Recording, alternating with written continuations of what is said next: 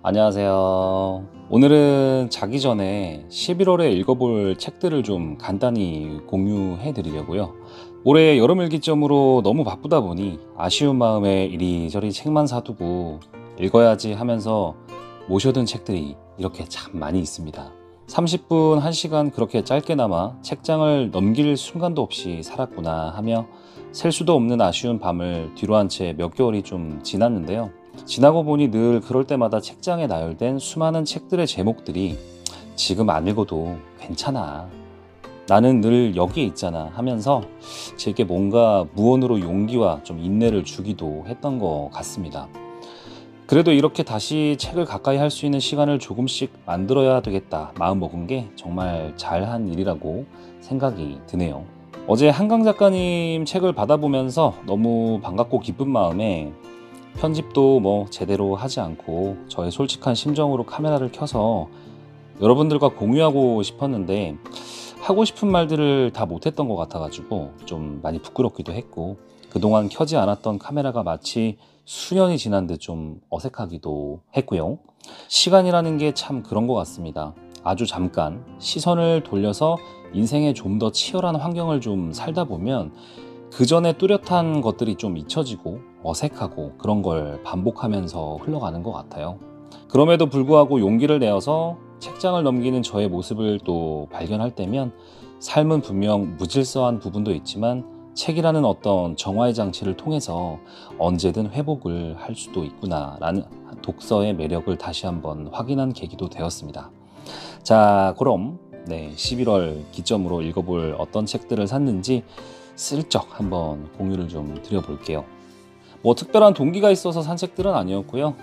요즘 나오는 신작들이 저마다 색깔이 상당히 뚜렷하고 그렇잖아요. 정말 읽어보고 싶은 책들이 많아서 그냥 이리저리 구매를 했던 것 같습니다.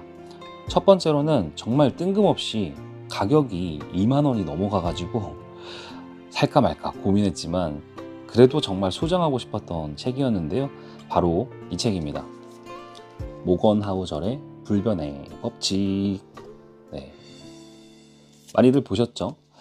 일단 이 책은 지금까지도 제법 베스트에 올라 있고 계속 광고도 하고 있더라고요. 근데 홍보하는 수많은 책들 중에서 그냥 아무 이유 없이 오래도록 머릿속에 좀 떠올랐습니다.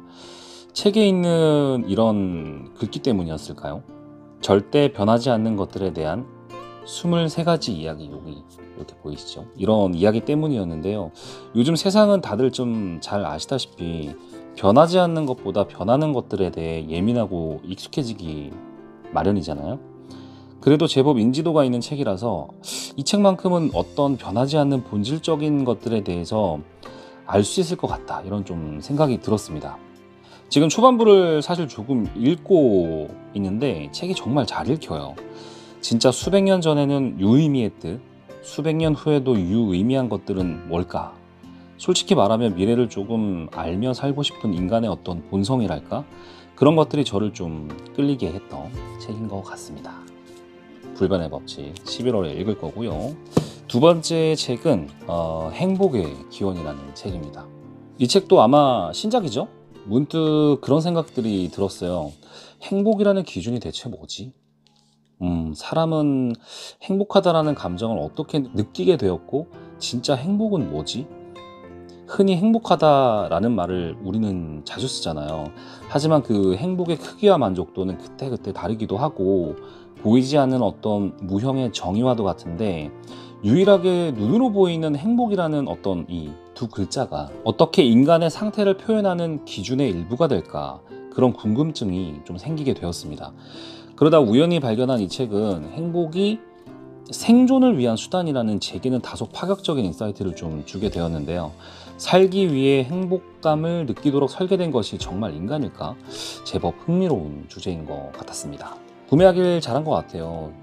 뇌과학 책이 약간 저는 호불호가 좀 나뉘는데 좀 어렵거든요. 근데 이 책은 조금 이해가 좀 쉽게 됐으면 좋겠어요. 제목도 멋있잖아요. 행복의 기원. 제가 이 책을 읽고 행복을 좀 찾을 수 있을지 좀 궁금하네요. 밤이 늦었으니 한 권만 딱 제가 더 공유를 해드리겠습니다. 세 번째 책은 어나더 레벨입니다. 저는 자기계발서를 좀 나름 즐겨 읽는 편인데요. 과거에 비해 요즘은 자기계발서의 양면성 때문에 선호하는 사람들이 조금은 좀 줄어든 것 같아요. 대부분 메시지들이 좀 희망적인 것에 지나지 않고 금방 잊혀지기 쉬운 좀 뻔한 맞는 이야기들이 가득하거든요. 하지만 사람도 몇 겁의 세월과 인연을 통해 만남을 가지듯 인생을 살다 보면 정말 머리를 한 대 띵 하고 때리는 것 마냥 이렇게 나타나는 책들이 좀 있어요. 어나더 레벨 이 책은 제가 감명 깊게 읽고 아직도 동기부여를 하기 위해 몇 번이고 읽고 있는 책이 멘탈의 연금술 같은 책이 있거든요. 좀 비슷한 성향을 지닌 책인 것 같습니다. 특히나 생애에서 가장 빛나는 날은 성공한 날이 아니라 비탄과 절망 속에서 생과 한번 부딪혀 보겠다는 느낌이 솟아오른 때다 라고 하는 이 책 뒤편에 이런 글귀 때문이었어요.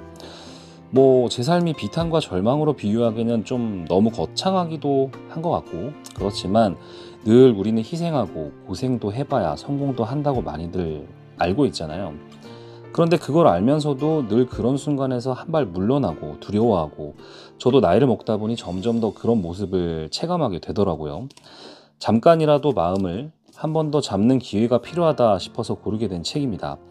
불편한 길을 선택하는 게 참 쉽지가 않은데, 그 불편한 길을 걷기 위해서 이 책이 조금 저의 힘이 되어주길 바라는 마음에 구매를 하게 되었습니다. 네, 여기까지가 11월에 읽어볼 책 3권이고요. 가을의 색깔과 정씨가 좀 더욱 깊어진 요즘 밤인 것 같아요. 날씨가 조금씩 쌀쌀해지는 거 보니 가을도 이제 좀 많이 남진 않은 것 같습니다. 여러분들은 올해를 좀 차분하게 정리하면서 마음의 좀 안식을 위한 어떤 책들을 좀 담아가고 계신가요? 좋은 책들이 있으면 꼭 댓글로 추천도 좀 해주시면 좋겠습니다. 오늘은 이만 물러가고요. 10월 잘 마무리하시고 또 11월에 뵙겠습니다. 안녕.